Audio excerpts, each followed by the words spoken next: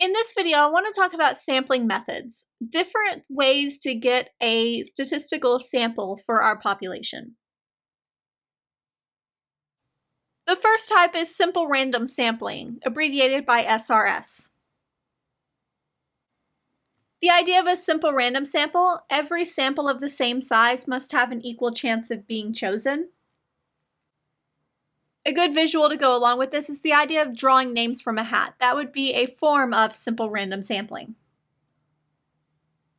Next, I want to talk about stratified sampling. For stratified sampling, we start by breaking the population into groups based on some predefined characteristic. Maybe we break them based on gender or religion, something like that.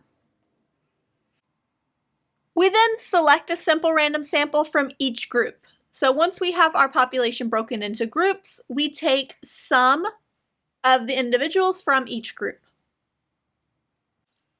As an example, here I have my population. In this case, we've broken them up into 4 groups, and let's say we want a sample of size 8. In that case, we would pick 2 from each group. We could pick 3 from each group, but the idea is we pick some sample from each individual group that we have broken this population up into. We can also do what's known as a cluster sample. Just like stratified sample, cluster sample starts by breaking the population into groups. For a cluster sample, we then select some of the groups and we look at all of the individuals in that group. So a stratified sample uses some people from every group, and a cluster sample uses every person from some groups.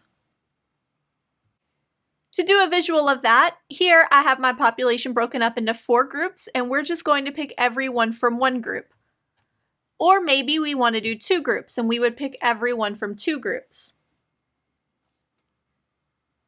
The main difference between stratified and cluster: stratified is great if you want to make sure you include the same number of people that are male and female, or we want to make sure we include all of the different religions or all the different political affiliations.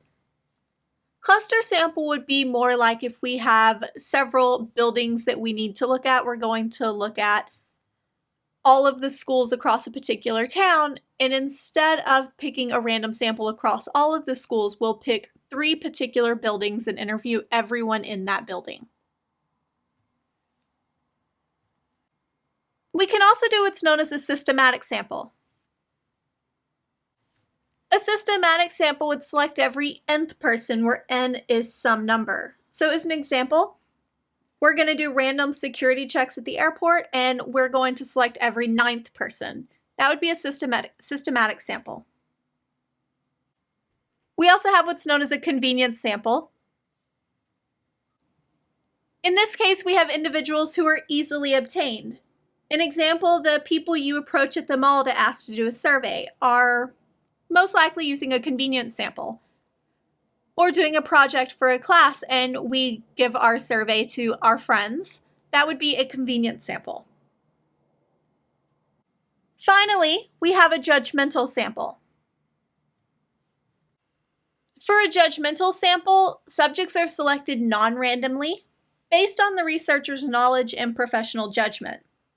As an example, if we want to know what it takes to graduate magna cum laude at our school, we want to find people who fit that requirement for our sample. So that would be an example of a judgmental sample.